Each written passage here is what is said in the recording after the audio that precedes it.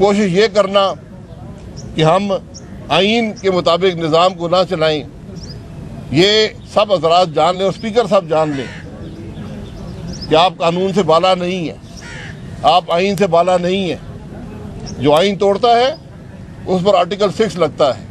ये मैं नहीं कहता, ये पाकिस्तान का आइन कहता है कि जो मुझे तोड़ेगा वो गद्दारी का मुर्तकिब होगा, उस पर आर्टिकल 6 लगेगा। ख्वाजा साहब भी इसकी गवाह हैं। ये हालात हैं आज मुल्क के। इंशाअल्लाह आप मुल्क में जल्द इस हुकूमत से निजात देखेंगे और इंशाअल्लाह पाकिस्तान जो है एक नए अवाम के मैंडेट से आगे बढ़ेगा। जी साहब, आपने कहा कि नैब के चेयरमैन भी इमरान खान की तरह नौकरी कर रहे हैं। इमरान खान किसकी नौकरी कर रहे हैं? दूसरी बात ये, वजीर आजम और गुजरा ये कह रहे हैं कि जो MNAs का रेट है वो 15 से 30 करोड़ के दरमियान है। कितने लोग बिक चुके हैं? आप लोग कितना रेट? ये दुरुस्त बात है। हुकूमत जो है वो इस वक्त 1 अरब के करीब देने को तैयार है अपनी नौकरी बचाने के लिए। आज तक इस बात की मिसाल नहीं है कि अपोजिशन ने कभी किसी को पैसे दिए हो। आज हमेशा जब भी मुल्क में ये बुराई आई है हमेशा हुकूमतों ने की है, और मैं आज पूरे दावे से कह सकता हूँ कि कोई MNA ऐसा नहीं है जिसने पैसे की भी बात भी की हो।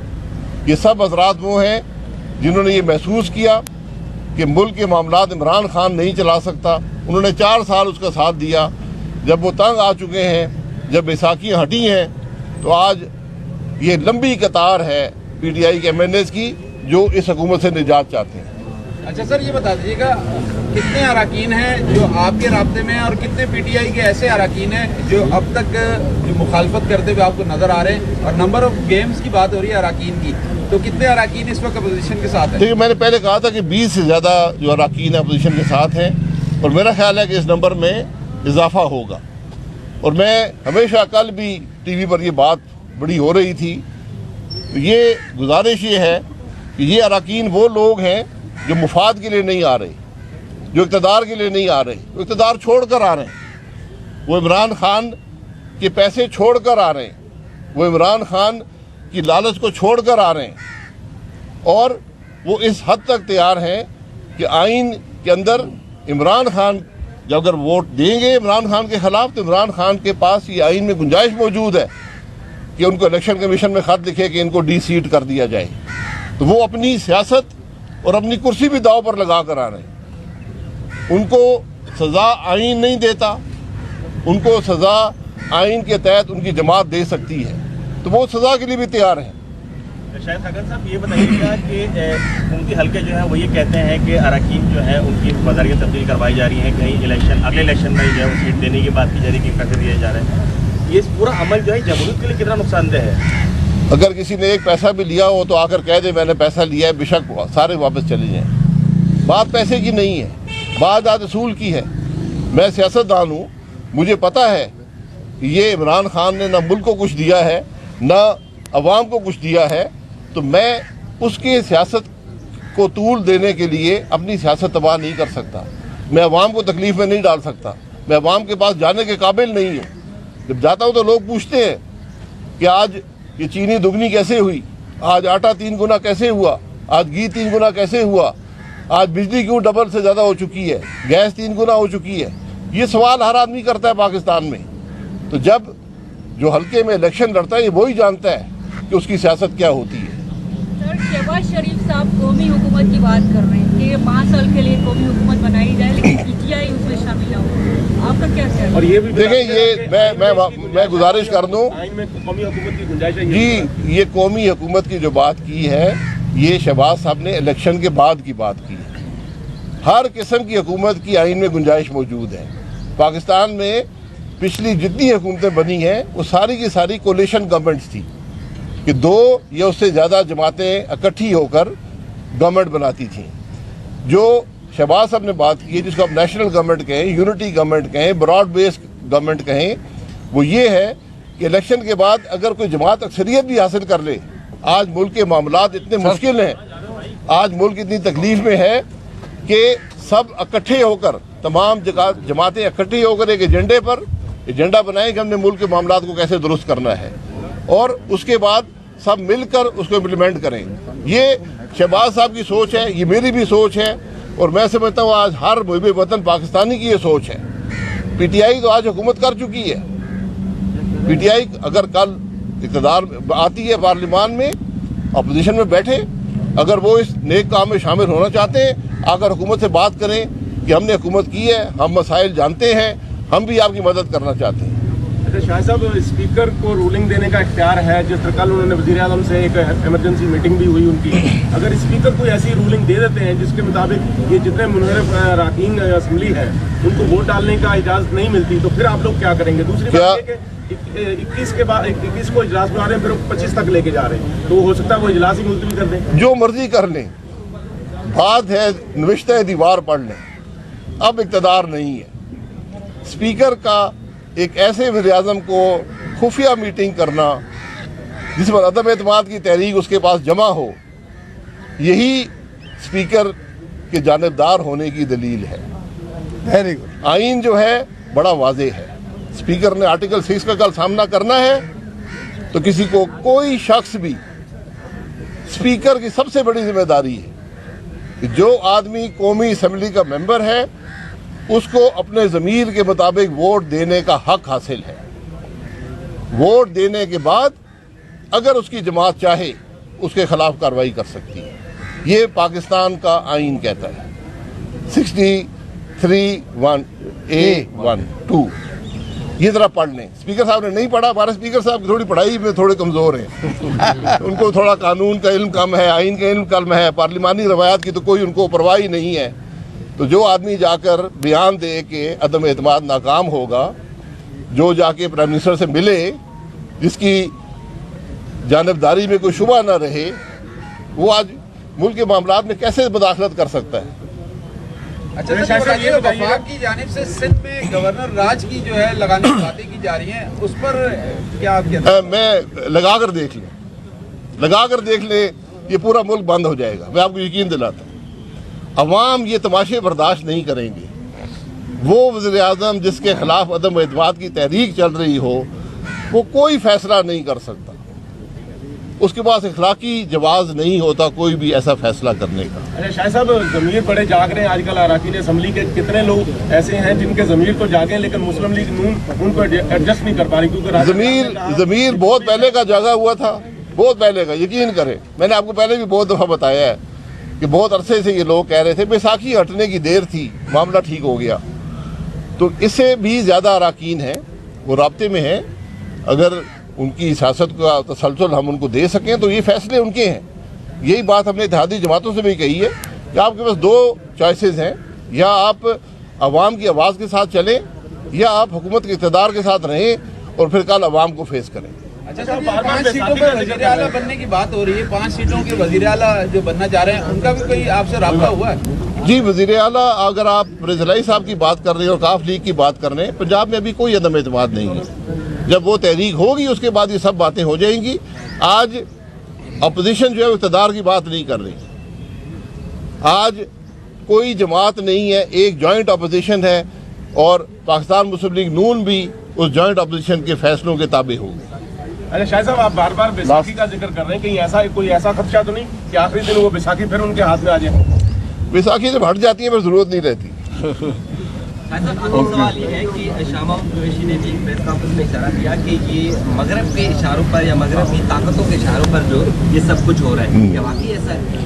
یہ شاہ محمود صاحب کو پتا ہوگا، وزیر خارجہ ہیں. مغرب آتے جاتے رہتے ہیں. یہ پاکستان کے عوام 23 کروڑ لوگ یہ مغرب کے اشارے پر چلتے ہیں. یہ لوگ کھڑے طرح سے پوچھ لیں سوال.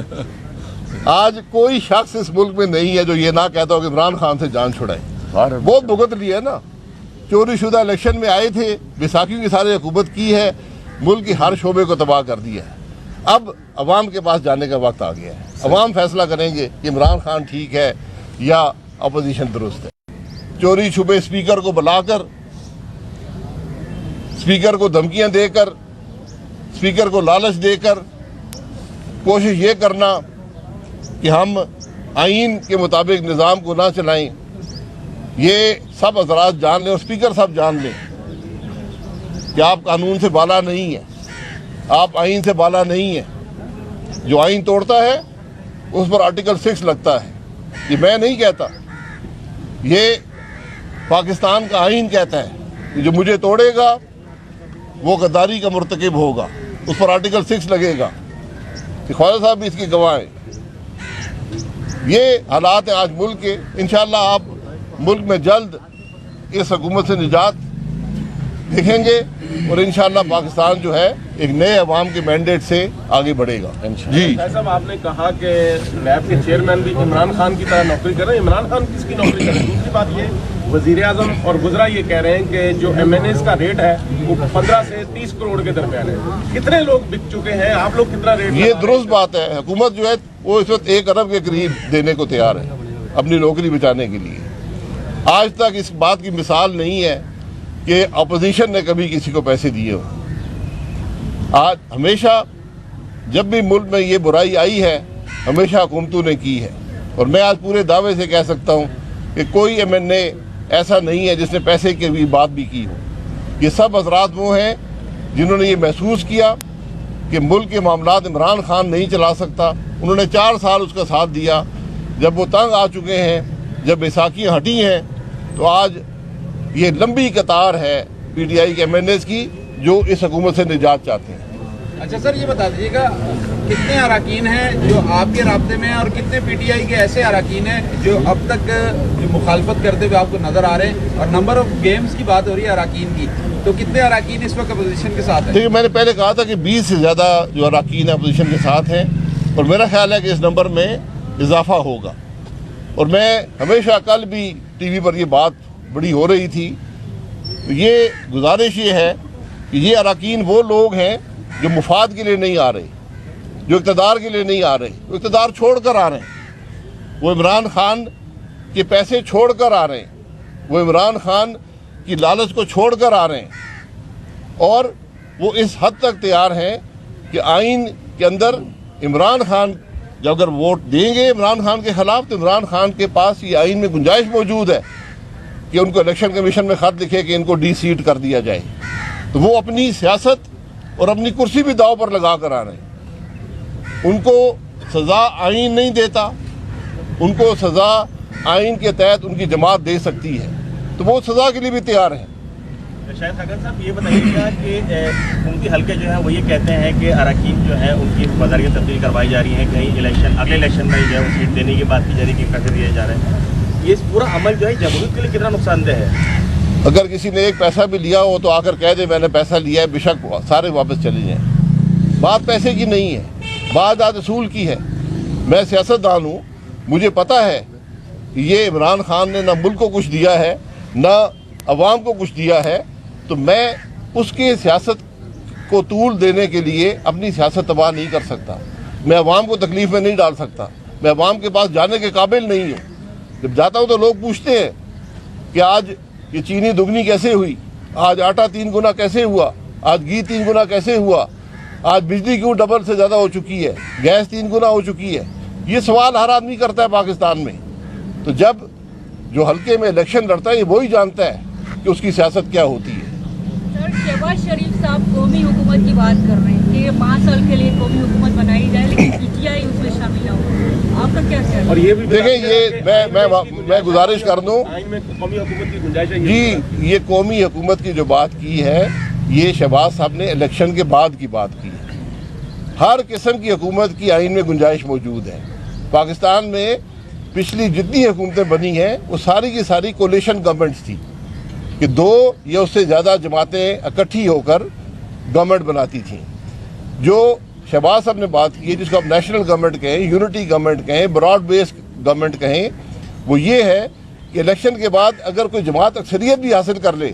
आज मुल्क के मामलात इतने मुश्किल हैं, आज मुल्क इतनी तकलीफ में है कि सब इकट्ठे होकर, तमाम जमातें इकट्ठी होकर एक एजेंडा बनाएं कि हमने मुल्क के मामलात को कैसे दुरुस्त करना है और उसके बाद सब मिलकर उसको इम्प्लीमेंट करें। ये शहबाज साहब की सोच है, ये मेरी भी सोच है और मैं समझता हूँ आज हर मुहिब वतन पाकिस्तानी की ये सोच है। PTI तो आज हुकूमत कर चुकी है। PTI अगर कल इक़्तिदार आती है पार्लियामान में, अपोजिशन में बैठे, अगर वो इस नेक काम में शामिल होना चाहते हैं, आकर हुकूमत से बात करें कि हमने हुकूमत की है, हम मसाइल जानते हैं, हम भी आपकी मदद करना चाहते हैं। शाह साहब, स्पीकर को रूलिंग देने का इख्तियार है। जिस तरह कल उन्होंने वज़ीर आज़म से एक इमरजेंसी मीटिंग भी हुई उनकी, अगर स्पीकर कोई ऐसी रूलिंग दे देते हैं जिसके मुताबिक ये जितने मुनहरफ अरकान असम्बली है उनको वोट डालने का इजाज़त नहीं मिलती, तो फिर आप लोग क्या करेंगे? दूसरी बात ये कि 21 के बाद 21 को इजलास बुला रहे हैं, फिर 25 तक लेके जा रहे हैं, तो हो सकता है वो इजलास ही मुलतवी कर दें। जो मर्जी कर लें, बात है नविश्ते दीवार पढ़ लें, अब इक़्तिदार नहीं है। स्पीकर का एक ऐसे वज़ीर-ए-आज़म को खुफिया मीटिंग करना जिस पर अदम एतमाद की तहरीक उसके पास जमा हो, यही स्पीकर के जानिबदार होने की दलील है। Very good. आइन जो है बड़ा वाज़े है। स्पीकर ने आर्टिकल 6 का कल सामना करना है तो किसी को कोई शख्स भी, स्पीकर की सबसे बड़ी जिम्मेदारी है कि जो आदमी कौमी असम्बली का मेंबर है उसको अपने ज़मीर के मुताबिक वोट देने का हक हासिल है। वोट देने के बाद अगर उसकी जमात चाहे उसके खिलाफ कार्रवाई कर सकती है। ये पाकिस्तान का आइन कहता है। 63(1)(a)(1)(2) ये ज़रा पढ़ लें। स्पीकर साहब ने नहीं पढ़ा। हमारे स्पीकर साहब की थोड़ी पढ़ाई में थोड़े कमज़ोर हैं।